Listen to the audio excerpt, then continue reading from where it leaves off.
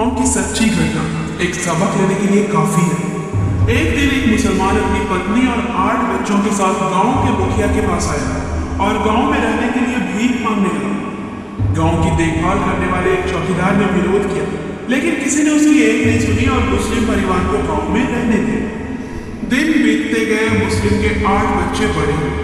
जब उनकी शादी की बारी आई तो मुस्लिम सरपंच के पास गए और कहा कि हुजूर के बच्चों की शादी होने वाली है और मेरे पास एक ही घर है। तो गांव वालों ने उसे एक बंजर जमीन दी और कहा कि तुम उस पर घर बनाओ। इसके बाद मुसलमान बनिया के पास गया और उससे पैसे उधार लिए। कुछ समय के बाद उन 8 बच्चों से 74 बच्चे पैदा हुए और देखते ही देखते लगभग 30 वर्षों में उस गांव में मुसलमानों की आबादी 40% हो गई।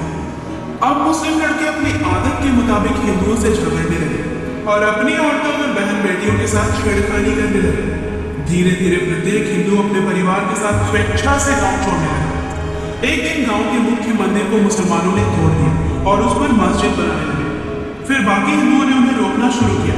तब मुसलमानों ने कहा कि जो कोई अल्लाह के काम में बाधा डालता है उसे काट दो। बाकी हिंदुओं ने इस झगड़े में न पड़ते हुए गांव छोड़ दिया और जाते जाते रास्ते में चौकीदार से कहा कि हमने तुम्हारी एक नहीं सुनी और उस मुस्लिम व्यक्ति पर भरोसा किया, जिसके कारण ही आज हमें गांव छोड़ना पड़ रहा है।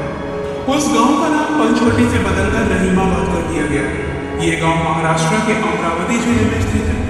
ये कहानी नहीं है, सत्य घटना है और ऐसी ही कहानी भारत के कई गांव और कई शहरों में मिल जाएगी।